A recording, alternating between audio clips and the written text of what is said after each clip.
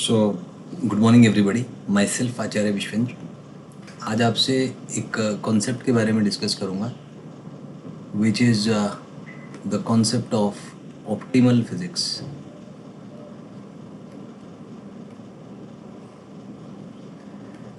तो I have envisioned this concept क्योंकि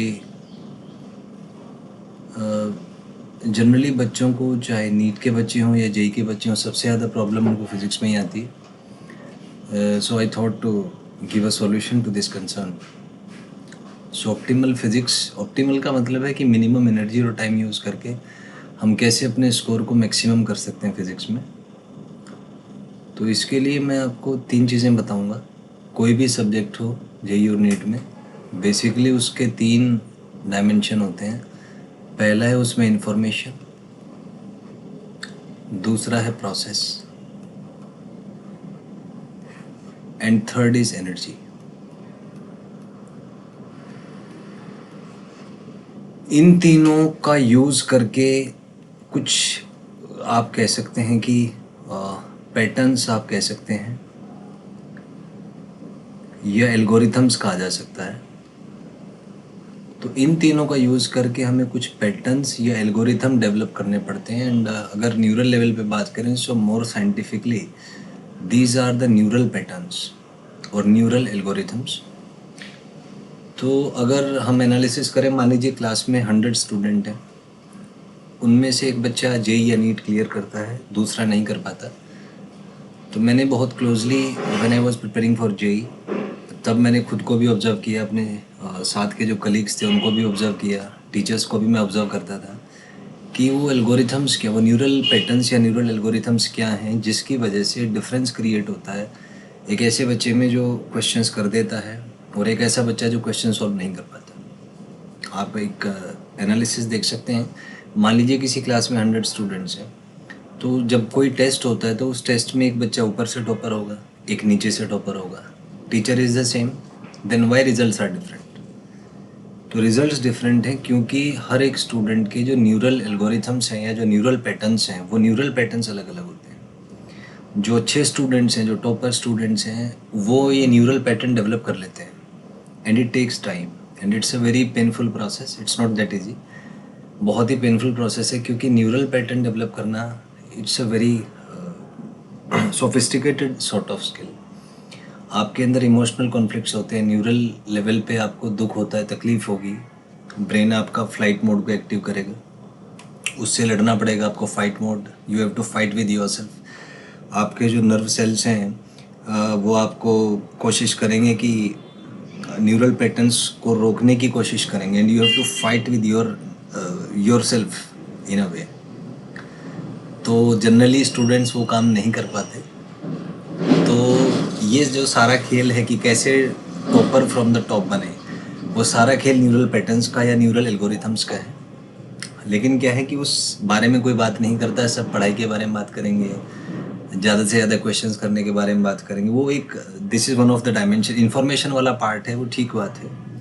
लेकिन अगर हम प्रोसेस और एनर्जी पे बात नहीं कर रहे, हम उस इन्फॉर्मेशन को यूज़ करना नहीं सीख पा रहे, हमें पता नहीं कि वो जो इन्फॉर्मेशन आप डेली पढ़ रहे हैं उसको कैसे अपने माइंड ब्रेन सिस्टम में स्टोर करना है, कैसे उसको यूज़ करना है, सोचना कैसे है, तो ये जो प्रोसेस वाला पार्ट है जनरली ये बताया नहीं जाता क्लासरूम्स में।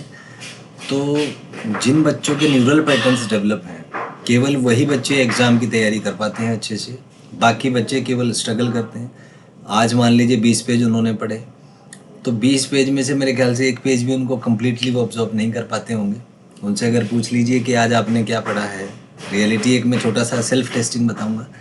आज मान लीजिए आपने 20 पेज पढ़े हैं, तो खुद से पूछें उन 20 पेज में आपने क्या क्या पढ़ा, और चेक करें कि आपका जो न्यूरल पैटर्न है वो बन पाया कि नहीं बन पाया।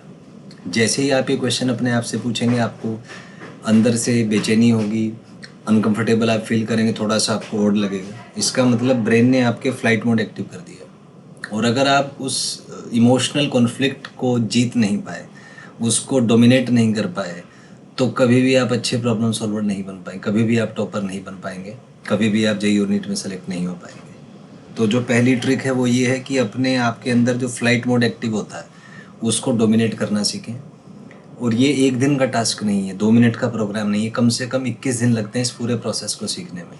लेकिन अगर एक बार आपने फ़्लाइट मोड डोमिनेट करना सीख लिया, तब आपको ना तो एग्ज़ाम फोबिया रहेगा, ना एग्ज़ाम एंजाइटी होगी, और ना ही आपको डिप्रेशन और ये जो एग्ज़ाम स्ट्रेस और ये सब चीज़ें होती हैं, वो सब चीज़ें से आप दूर निकल जाएंगे। लेकिन उसके लिए आपको ज़रूरत है एक न्यूरल पैटर्न डेवलप करने की।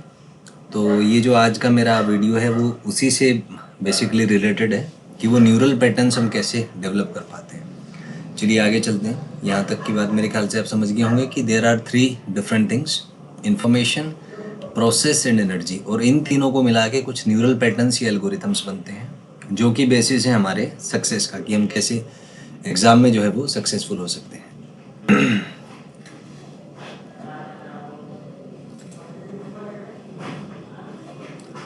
नेक्स्ट इस पे मैं बात करूँगा। आप इसको रफली ऐसा मान लीजिए कि अगर हम बात करें ह्यूमन ब्रेन की, so brain is just like that, ऐसा कुछ एक रफली आप स्ट्रक्चर इसका ऐसा मान सकते हैं। तो इसके 4 पार्ट्स में इसको आप ब्रेक कर सकते हैं। तो ये जो this is the frontal lobe, इसको फ्रंटल लॉब कहा जाता है। This is the temporal lobe, this is parietal lobe, and this is ये जो लास्ट का पार्ट है, this is the occipital lobe. तो ऑक्सीपिटल लॉब जो विजुअल इन्फॉर्मेशन है आपकी उसको प्रोसेस करता है। पेरिटल लॉब सारी सेंसेस से जो इंटीग्रेटेड इन्फॉर्मेशन है उसको प्रोसेस करता है। टेम्पोरल लॉब आपका जो ऑडिटरी इन्फॉर्मेशन है, ऑडियो जो इन्फॉर्मेशन है उसको प्रोसेस करता है। और फ्रंटल लॉब आपका एनालिसिस, तर्क वितर्क के काम आता है। तो ये बेसिक सा स्ट्रक्चर है कि कैसे ब्रेन का जो पार्ट्स है मेमोरी और एनालिसिस के लिए वो कैसे कैसे काम करते हैं। So this is the first part for that. Next इसमें क्या है कि अब आप ये समझें कि मान लीजिए, एग्जांपल ले लेते हैं, मान लीजिए कोई टॉपर स्टूडेंट है, अच्छा स्टूडेंट है, तो अगर मान लीजिए वो कोई चीज़ पढ़ रहा है, कोई कॉन्सेप्ट पढ़ रहा है, कुछ पढ़ रहा है, तो उसके ये जो सारे पार्ट्स हैं वो एक ऐसे मान लीजिए एक पैटर्न फॉलो करेंगे। मतलब उसके अंदर जो न्यूरॉन्स हैं वो इस तरीके से इंटीग्रेट होंगे, ऐसे कुछ पैटर्न बनेगा, और वो बच्चा बार बार इस पैटर्न को रिपीट करेगा। सो ये जो है this is a neural pattern.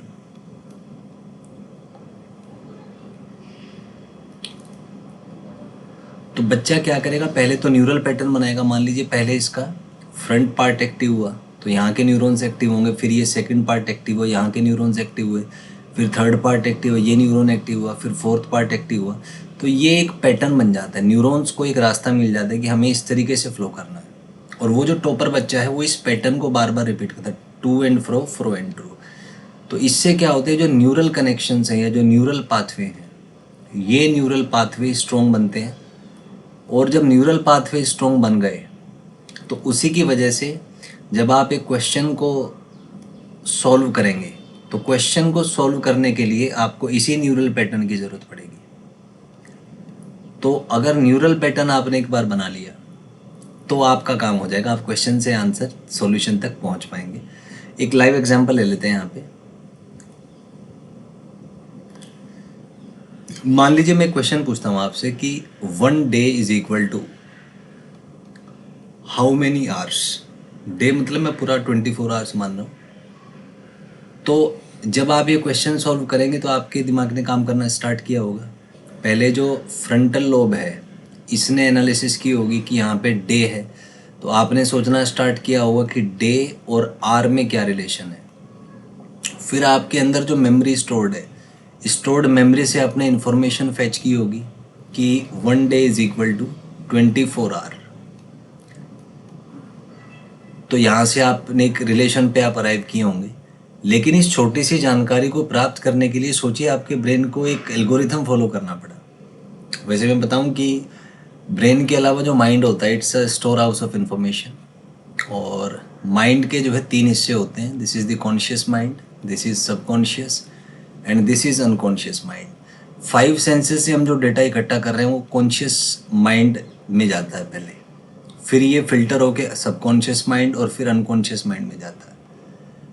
तो जब आप कुछ चीज़ सीखते हैं तो इन्फॉर्मेशन पहले कॉन्शियस माइंड में जाएगी, फिर सबकॉन्शियस माइंड, फिर अनकॉन्शियस माइंड।